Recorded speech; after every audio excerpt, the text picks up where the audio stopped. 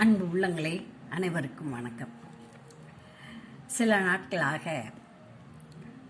வீடு ஷிஃப்ட் பண்ணதுனால சும்மா பார்த்த படங்கள், பார்த்த காட்சிகளையே நான் போட்டுக்கிட்டு இருந்தேன்.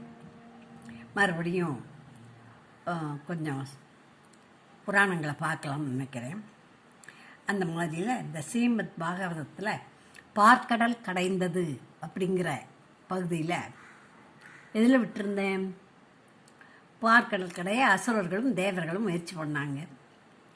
அப்போது மேருமலை அப்படின்ட்டு வந்துட்டாங்க இல்லையா? இப்போது வாசுகியை கூப்பிட்டு போகணும்.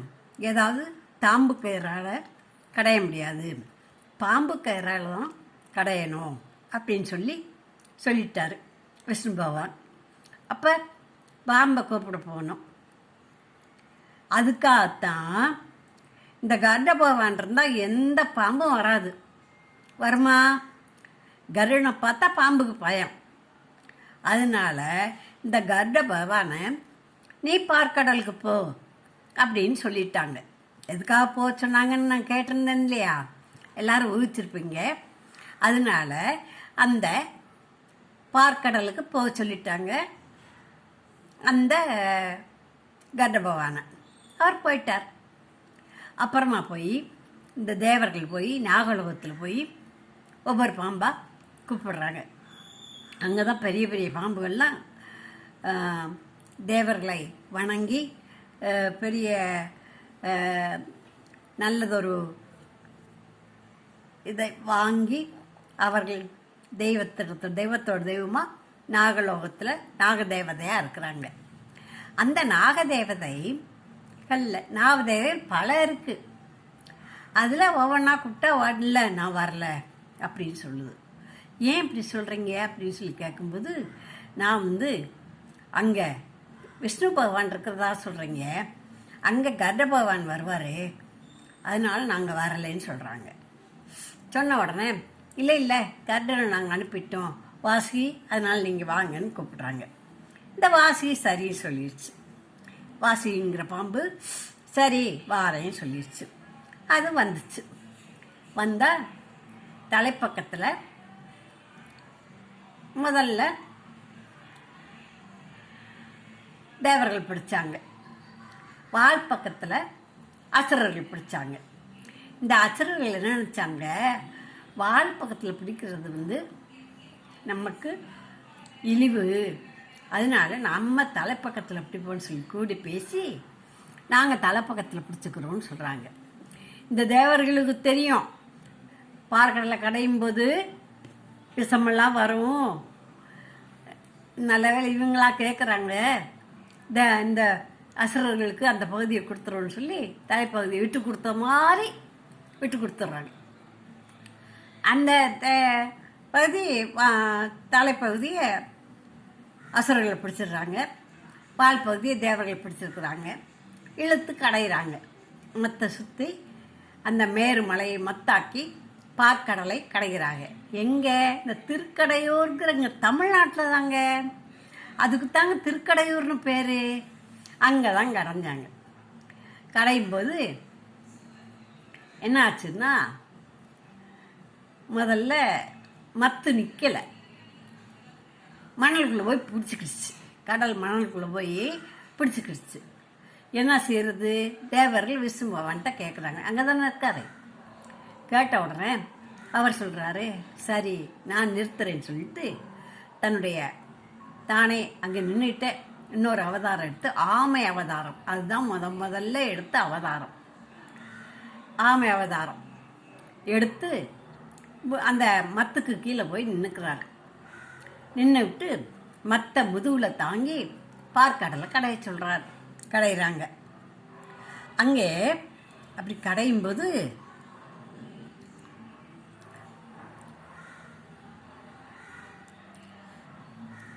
அப்படியே இந்த வாசுகியிலிருந்து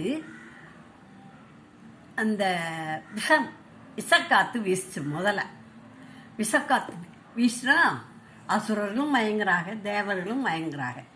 என்ன பண்ணாரு இந்த விஷ்ணு பகவான்? காற்று மலையிலேயே சப்பையை சொல்லி காத்தடிக்க வச்சுட்டார். அந்த காற்றுல இருந்து என்ன பண்ணுச்சு, அப்படியே அந்த விஷக்காற்று கலைஞ்சிருச்சு. சரி, விஷக்காற்று கலைஞ்சிருச்சு, மறுபடியும் கடைவோன்னு கடையிறாங்க. அப்போ கடைஞ்சா விஷமே கக்கிடுது. அந்த விஷம் கக்குன உடனே கடைய உருண்டு திரண்டு வந்து நிற்குது. நின்ன உடனே ஐயப்பாடி, இது என்னது விஷம்லாம் வந்துருச்சு, இந்த விஷத்தினுடைய பவரை தாங்க முடியாமல் தேவர்கள்லாம் மயங்கி மாடி தலைப்பக்கம் அசுரர்கள் கடையிறாக. ஆனால் அவ கொஞ்சம் தெம்பான ஆளுக, அவளும் மயங்குறாங்க. ஆனால் உடனே என்ன செய்யலாம்னு சொல்லி விஷ்ணு பகவான், நம்மளை இங்கே நிற்கிறோம், நம்மளுக்கும் பாதிப்பு வந்துடும், போய் சிவபெருமான் தான் கேட்போம். அவர் கெட்டிக்காரில்ல, யாரை மாற்றி விடலாம்னு நினச்சிட்டு போயிட்டார் விஷ்ணு பகவான். அதனால தானே கிருஷ்ண பகவானுடைய அவதாரம் எடுத்தார். சிவன்கிட்ட போய், போ நீ பாட்டுக்கு பார்க்கறதுல கடைய சொல்லிட்ட, அங்கே கடையிறோம், அங்கேருந்து இப்போ வாசி கக்குன விஷமெல்லாம் வருது, என்ன செய்யன்னு கேட்குறார். அவர் பக்கத்தில் சுந்தரர் நின்றுக்கிட்டு இருந்தார். நிற்கவும், சுந்தரா, அவ்விடத்தை, விடம்னா விஷம், அவ்விடத்தை இவ்விடத்திற்கு கொணர்க அப்படின்னு நல்ல தமிழில் சொல்கிறார். அவ்விடத்தை இவ்விடத்திற்கு கொணர்கன்னு யாராலையும் முடியாது, சுந்தரா உன்னால தான் முடியும், போய் எடுத்துட்டு வான்னு சொல்கிறார். இவர் போனார். போனால் அங்கே ஒரு பெரிய சங்கு கிடந்தது. கொஞ்ச நாளைக்கு முன்னால் இந்த தினமலர் பேப்பர் வருது இல்லையா, அதில் கூட அந்த பேப்பரில் அவர் சிவபெருமான் கொடுத்த சங்குன்னு சொல்லி ஒரு படம் போட்டிருந்தாங்க. நான் அதை எடுத்து வச்சுருந்தேன், இந்த பார்க்கடல் கடையும் போது போடலான்னு. வீடு மாற்றும்போது தவறி போயிடுச்சு. யாராவது பார்த்தா போடுங்க. யாராவது பார்த்தாக்க அந்த தினமலர் ஆன்மீக மலர் புஸ்தகத்தில் ஒரு ஊரில் மகா சிவராத்திரி அன்னைக்கு அந்த சங்கு வெளிவர்றதா போட்டிருந்தாங்க. எனக்கு வயசாகிடுச்சு, பேரெல்லாம் மறந்து போச்சு, எந்த தேதின்னு மறந்து போச்சு. அந்த புத்தகத்தை எடுத்து வச்சுருந்தேன், ஆனால் மாற்றும்போது மாறிப்போச்சு. தெரிஞ்சால் இந்த கமெண்ட்டில் போடுங்க, இந்த தேதியில் இந்த இதில் இருக்குன்னு சொல்லி வாட்ஸ்அப் நம்பர் கொடுக்குறேன். அதில் கூட போட்டிங்கன்னா நான் அந்த சங்கையும் படத்தையும் போடுவேன். பார்க்குறவங்க அந்த ஆன்மீக மலரில் வந்தது பார்த்தா போடுங்க. அப்படி ஒரு சங்கு இருந்தது. அந்த சங்கை எடுத்து பார்க்கடலை அந்த விஷத்தை அப்படியே வாங்குறாரு. உருட்டி திரட்டி அப்படியே எடுத்துகிட்டு போய் சிவபெருமான்கிட்ட கொடுக்குறாரு. சிவனின் மறு உருவம் தானே சுந்தரர். அதனால் கொடுத்த உடனே அவர் சாப்பிட்றாரு. பார்வதி தேவி தொண்டையை பிடிச்சிடுறாங்க, இறங்காமல் நிற்கிது. நீலகண்டன் பேர் வாங்கிடுவார். அது ஒரு கதையில் சொல்லியிருப்பேன் திருவிளையாடல் புராணத்தில். இருந்தாலும் இப்போ இந்த பார்க்கடல் கடையும் போது அந்த விஷத்தை சிவபெருமான் சாப்பிட்டாருங்கிறத தெரிஞ்சுக்கிறோம் இல்லையா, அதுக்காக சொன்னேன். சாப்பிட்டார். அதுக்கப்புறம் கடையிறாங்க. கடைஞ்ச உடனே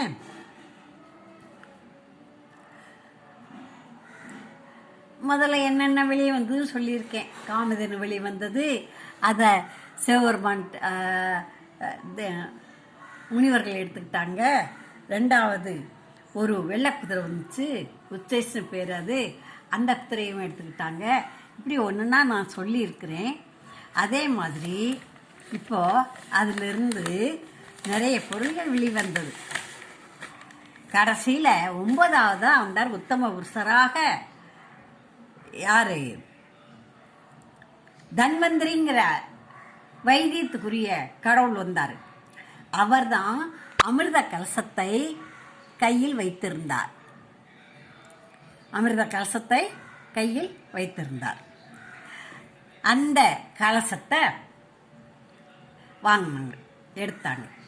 தேவர்களும் முனிவர்களும், தேவர்கள் அசுரர்களும் சேர்ந்து, ஆகா அந்த அமிர்த கலசத்தை கொடுங்கன்னு சொல்லிட்டு, இருக்கட்டும், நீங்கள் இப்படியே வாங்கக்கூடாது, போய் குளிச்சுட்டு வாங்க, எல்லாரும் நீராடி சுத்தமாக வந்து இந்த ஹோமம் பண்ணி அதுக்கப்புறம் தான் இந்த கலசத்தை நான் கொடுக்குறேன், அது வரைக்கும் என் கையில் இருக்கட்டும்னு சொல்லி தன்வந்திரி வச்சுக்கிறார். தன்வந்திரி வச்சுக்கிட்டோம்னா எல்லாரும் தேவர்களும் போய் நீராடிட்டு வராங்க, அசுரர்களும் நீராடிட்டு வராங்க. நீராடிட்டு வந்து ஹோமம் பண்ணுறாங்க. இந்த அமிர்த கலசத்தை வேணும்னு வாங்கும்போது இந்த அசுரர்கள் என்ன செய்கிறாங்க, இந்த அமிர்த கலசத்தை பிடிங்கிட்டு ஓடுறாங்க.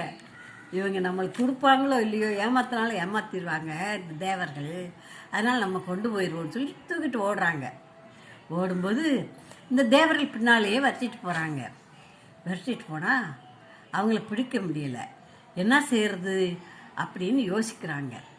விஷ்ணு பகவான் அந்த நேரத்தில் யோசிக்கிறாரு, என்ன பண்ணலாம் அப்படின்னு யோசிச்சுட்டு தேவர்களை கூப்பிட்டு, அவர்களும் இல்லை இவ்வளவு நேரம் வேலை செஞ்சுருக்குறாங்க, தேவர்களை நம்மளால் மட்டும் கடைஞ்சிருக்க முடியாது, அசுரர்கள் சேர்ந்ததுனால தான் கடைய முடிஞ்சது, அதனால அவங்களுக்கு கொடுக்கறது ஒரு பண்பாடு, ஒரு நல்ல அம்சமாக இருக்கும், நல்லபடியாக நல்ல பழக்கமாக இருக்கும், கொடுக்கறது தான் முறை, அவங்களுக்கும் கொடுக்கணும்னு சொல்கிறார். சொன்ன உடனே தேவர்கள்ட்ட இந்த விஷ்ணு பகவான் தான் சொல்கிறாரு. சொன்ன உடனே அப்படியா யோசிப்போம் சொல்லிட்டு, சரி கோமம் வளர்ப்போம்னு கோமம் வளர்க்குறாங்க. அவங்கள நாங்கள் சமாதானத்துக்கு வாரோம், உங்களுக்கும் கொடுக்குறோன்னு சொல்லி கூப்பிடுறதுக்கு போகிறாங்க.